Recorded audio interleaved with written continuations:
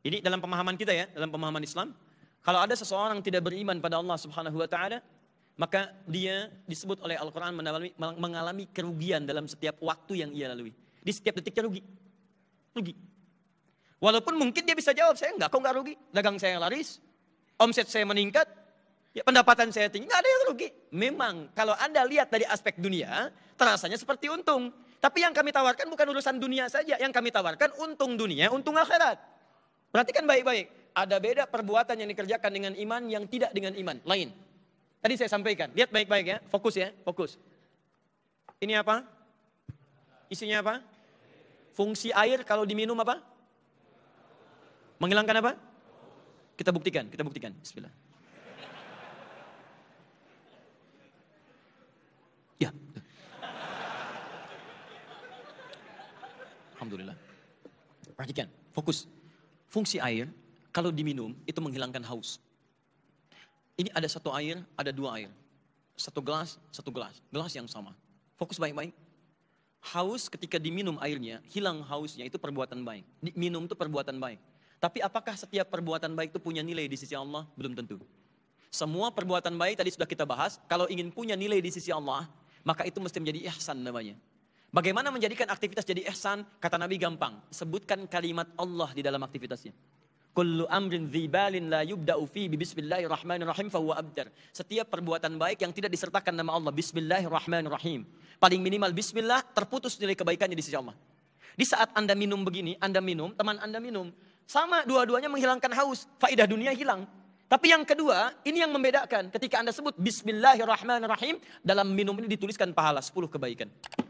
Man jaa bil hasanati falahu asyru amsalihha. Siapa yang melakukan hasanah, niatkan kebaikan karena Allah Subhanahu wa taala, dituliskan 10 pahala kebaikan. Di ketika Anda mengerjakan aktivitas dengan iman Anda, iman. Ini yang menyebabkan Anda memiliki bekal langsung untuk kehidupan Anda berikutnya. Pada saat itu dunia Anda dapat dan akhirat pun Anda punya tabungan. Itu yang disebut dengan pahala. Dunia pahala kencana, akhirat kencananya dibuang, ya, kemudian dapatkan pahalanya. Di begitu minum, bismillah, tuliskan pahalanya. Begitu Anda melangkah, bismillah, tuliskan pahalanya. Anda menulis, bismillah, tuliskan pahalanya. Ya, Anda terima telepon, bismillah. Assalamualaikum. Halo? Halonya pembicaraan dunia, tapi kalimat salam dan bismillahnya itu yang melahirkan bekal Anda untuk menuju ke alam ini. Ustaz, kalau saya selfie, dapat pahala enggak? Ceklik. Bismillah. Nanti bahasan lain ya, nanti. Lihat sini, lihat, fokus. Fokus baik-baik. Di setiap pekerjaan yang Anda kerjakan, Anda iringi dengan iman, maka iman itu yang menghasilkan buah-buah kebaikan, tabungan Anda untuk ke alam ini dan ini.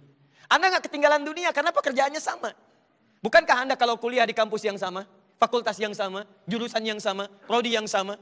Anda yang di Telkom University ini, dengan 7 fakultas, 31 prodi, 29.000 mahasiswa, kalau lagi padat, 27.000, kalau lagi senggang, ya.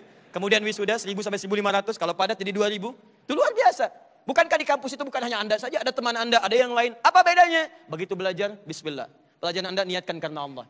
Mulai dengan baik. Ada manfaat dunia, ada akhirat Anda raih. Pelajarannya sama, dosennya sama, perhatiannya sama, SKS-nya sama. Semua dapat, cuman bedanya apa? Anda punya nilai pahala nggak? Anda yang kerja juga sama. Anda berangkat pekerjaan di kantor yang sama. Apa yang kerja cuma Anda aja? Kan tidak, ada teman Anda.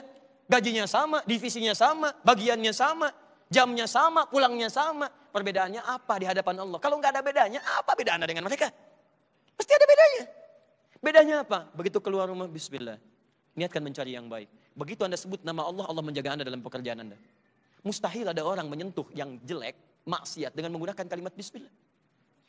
Bismillah, mabuk dulu, mereka ada. Kalimat Allah tidak akan bersanding dengan maksiat.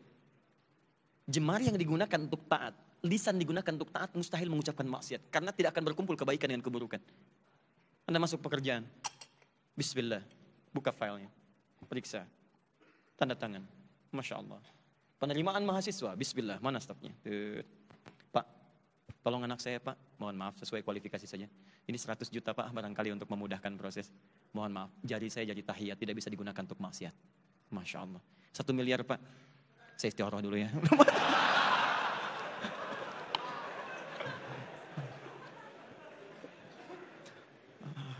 Istiqoroh, berantem sih. Aduh, Rasul. Ya, fokus ini. Lihat. Ustaz, bagaimana dengan status orang baik, tapi dia tidak ada iman? Bagaimana dia baik tapi nggak ada imannya? Sama, karena iman itu bukan urusan dunia, iman itu urusan akhirat. Maka dari itu turun Quran surah ke-25 ayat 23. Ini adilnya Allah itu luar biasa, luar biasa. Kalau ada orang tidak beriman berbuat baik, itu oleh Allah langsung diapresiasi kebaikannya, tapi dengan menggunakan hukum dunia. Dengan menggunakan hukum dunia. Lihat ayatnya.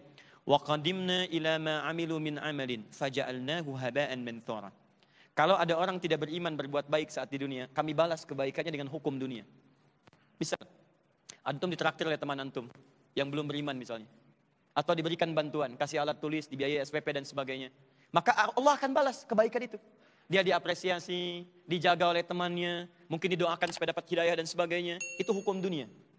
Tapi kalau dia memilih untuk bertahan pada keyakinannya dan tidak mengambil tawaran iman dari Allah Subhanahu wa taala, maka saat di akhirat hukumnya akan berbeda.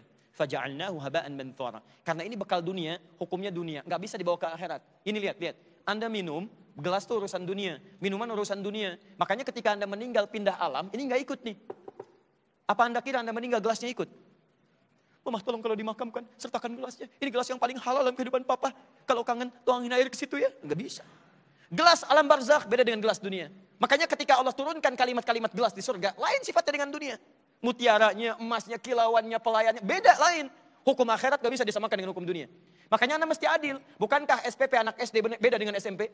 Bukankah uang saku anak SMP beda dengan SMA? Anda gak bisa samakan, itu bukan adil namanya. Adil tidak harus sama, tapi adil itu memberikan porsi yang sesuai dengan maslahat kebutuhannya. Dunia Allah berikan, tapi akhirat faja'alnahu haba'an manthura. Kami jadikan debu yang berterbangan. Lihat kalimat Quran. Begitu detailnya, diksi Qurannya. Debu yang terbang. Kalau debunya tidak terbang, dia bisa nempel. Nempel artinya punya massa di situ, dia bisa ditimbang. Bisa ditimbang. Tapi kalau debunya terbang, bagaimana menimbangnya? Ini poin. Teman-teman, fokus ya. Jadi kalau Anda ingin jadi manusia modern, syarat pertama, Anda mesti beriman. Iman ini yang akan mengantarkan pada kebahagiaan ini, modern di alam barzah, plus akhirat. Ustaz, bagaimana modern di alam barzah? Kalau tidak percaya, coba nanti cek. Ya, meninggal duluan, nanti Anda bisa lihat.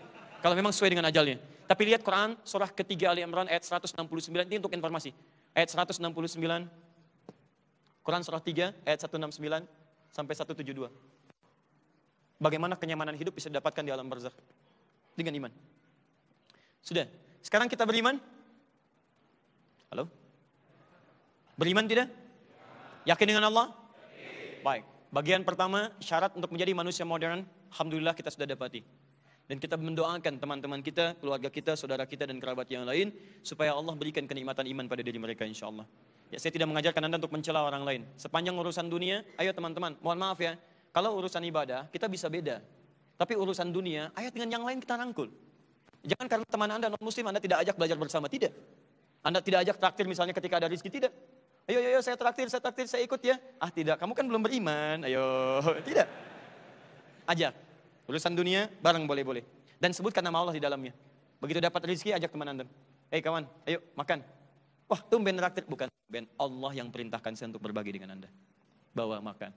Besoknya tanya lagi, belum ada perintah dari Allah.